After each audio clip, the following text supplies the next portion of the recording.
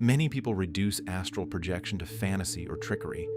That idea sounds safe, but it blocks a deeper understanding of how consciousness actually works. What you call astral projection points to a natural process that already happens every night.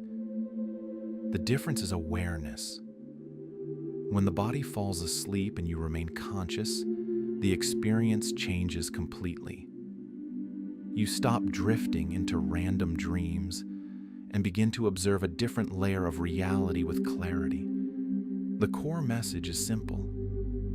You are not limited to the body when it rests. Your awareness continues. What changes is whether you are present or not.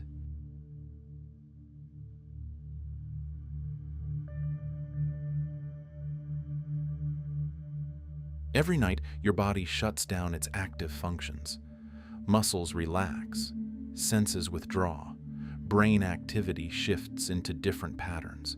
From the outside, it looks like you disappear for a few hours. From the inside, something else happens. Dreams prove that awareness does not stop. You see images, feel emotions, move through spaces that feel real in the moment. The problem is not the lack of experience. The problem is the lack of control and clarity. You are there, but you are not aware that you are there. Astral projection builds on this exact point. It is not about creating a new ability. It is about staying conscious during a process that already exists. When awareness remains active while the body sleeps, the experience becomes stable and direct. At that point, you are no longer caught in random dream scenarios. You begin to observe the environment. You recognize that you are present. You can move, explore, and understand what is happening without confusion. This shift depends on attention, not effort, not force, just attention.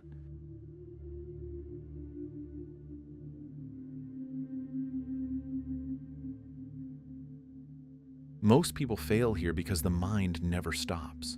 Thoughts keep running. Emotions keep pulling attention in different directions. The body may relax, but the mind remains active in a chaotic way. This blocks the transition. Inner silence creates the foundation. It does not mean you stop thinking completely. It means you stop following every thought. You let them pass without getting involved. A simple process begins to form. You sit or lie down. You focus on your breathing. You notice thoughts, but you do not engage with them. You allow the body to relax deeper and deeper. At first, nothing special happens. Then subtle changes appear. The body feels heavier. The mind becomes quieter. A sense of distance grows between you and your physical sensations. This is where many people stop. They either lose awareness and fall asleep, or they become too alert and break the state. Balance matters here. You stay aware but relaxed, present but not tense. Over time, a stable observer appears. You feel it clearly.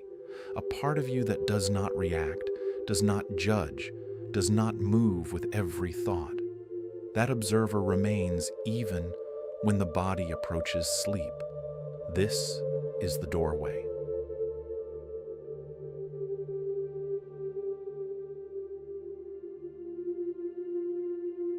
When the body enters sleep paralysis, it shuts down movement to protect itself. At the same time, awareness can remain active. This creates unusual sensations. You may feel vibrations. You may hear sounds that do not come from outside. You may sense movement, even though your body stays still. These experiences are often misunderstood. Some interpret them as danger. Others panic and break the process. In reality, they are part of the transition. The brain and nervous system shift states. Awareness detaches from physical input and begins to process a different layer of perception.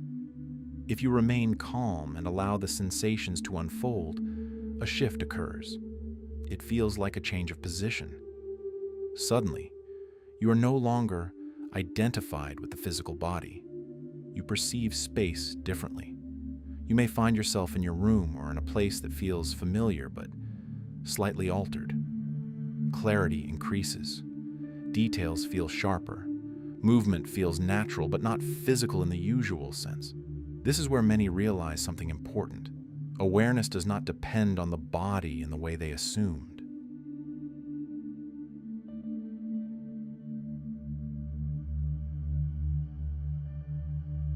The environment you encounter reflects your internal state. This is where many misunderstand what they see. If your mind carries fear, the experience will shape itself around that fear. If your emotions are unstable, the environment may feel chaotic. If you are calm and clear, the space becomes stable and coherent. This is not about external entities controlling the experience. It is about how fast the mind projects content when it is no longer filtered by the physical senses. Everything appears more direct. Thoughts can turn into forms. Emotions can influence what you perceive almost instantly. This creates the impression that the space has a life of its own. In a way, it does, but it is deeply connected to you. This is why preparation matters. If you enter this state with anxiety, you will face it directly. If you enter with clarity, you will explore with stability. Nothing there can harm you in a physical sense. The challenge is psychological. You face your own patterns without distraction. That is why astral projection becomes more than an experience. It becomes a form of self-confrontation.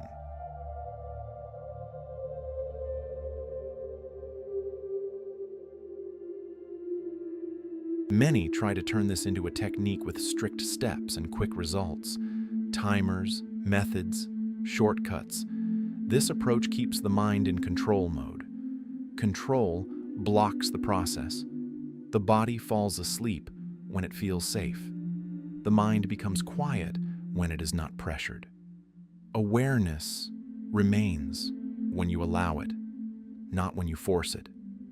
Trying too hard creates tension. Tension keeps the body awake. Letting go creates space. Space allows the transition. The most effective approach remains simple. You relax deeply. You observe without reacting. You allow the process to unfold. Sometimes nothing happens. That is part of the training. Each attempt builds familiarity with the state between waking and sleeping. Progress appears gradually.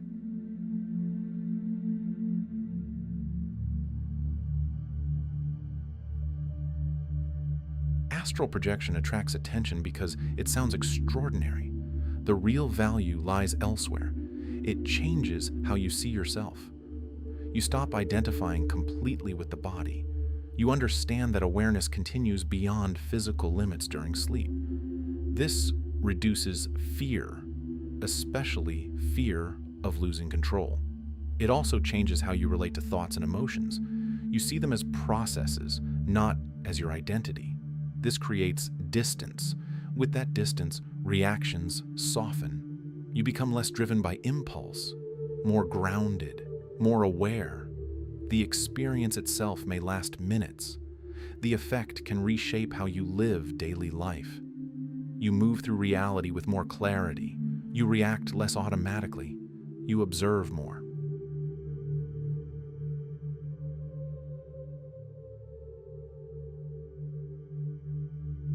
You do not need to believe any of this. Belief does not create the experience. Direct observation does. The process already happens every night. Awareness is the only missing element. You train it in silence, in patience, in consistency. At some point, the shift occurs. It feels simple, almost obvious, like stepping from one room into another and realizing the door was always open. From that moment, the question changes. You stop asking if it is real. You start asking how deeply you are willing to know yourself.